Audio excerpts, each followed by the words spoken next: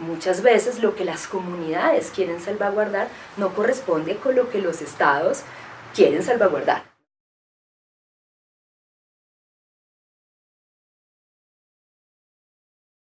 A mí me gusta definir el patrimonio no tanto como dice la Convención de la UNESCO o las políticas públicas, sino pensar en el patrimonio como aquello que las personas o los colectivos valoran, quieren transmitir y protegen. Hablar de patrimonio cultural inmaterial, ¿cierto? Ponerle ese apellido de lo inmaterial, es casi que una ficción administrativa, ¿no? Y allí tendríamos que recordar que cuando hablamos de patrimonio cultural casi todo el mundo se imagina vestigios materiales. No es que exista un patrimonio cultural inmaterial dividido de lo material, ¿cierto? Y creo que uno de los mejores ejemplos para ilustrar eso es justamente la cocina tradicional. Pensar en una receta, por ejemplo, las sopas de pan que se cocinan en la provincia de Gutiérrez, en Boyacá, no tiene sentido sin pensar en que todas esas técnicas que incluye la cocina tradicional se traducen en unos conocimientos supremamente prácticos. Las ollas, el fuego, el carbón, las cucharas de palo, las cocinas.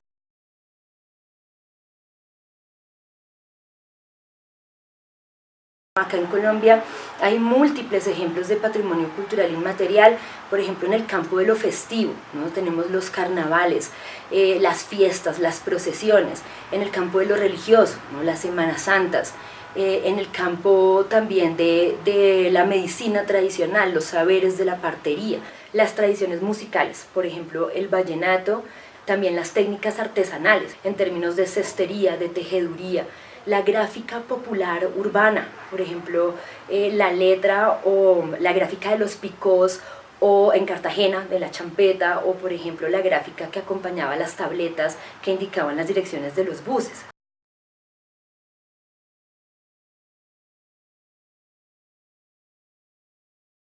Una cosa es hablar de salvaguardia y otra cosa es hablar de procesos de patrimonialización, de reconocimiento formal, y aquí en Colombia, como en muchos otros países, se ha utilizado, no sin conflictos y no sin críticas, un mecanismo llamado la lista representativa del patrimonio cultural inmaterial. El patrimonio no es algo que exista en la realidad, es una construcción y ante todo es un recurso político. Si nosotros vemos lo que se declara en un principio como patrimonio, vamos a encontrar sobre todo una variedad de manifestaciones que son sobre todo el Caribe colombiano, ¿no? Que tienen que ver con las culturas afro.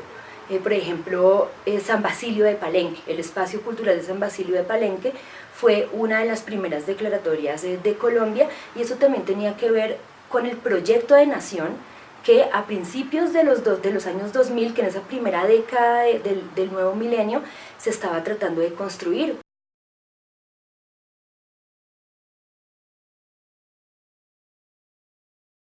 Pensar el patrimonio cultural inmaterial desde América Latina y como América Latina es un reto, en primer lugar porque debemos, digamos, buscar unos elementos comunes para poder hacer un diseño de políticas que sean mucho más acordes con unos principios que tienen que ver, por ejemplo, con pensar en los portadores de esas tradiciones. En segundo lugar, porque el patrimonio inmaterial, en tanto dinámico, está también sujeto a una cantidad de transformaciones y de influencias, y también porque hoy en día, y eso es muy importante tenerlo en cuenta, y como lo decía antes, patrimonio no es solamente la fiesta y lo bonito,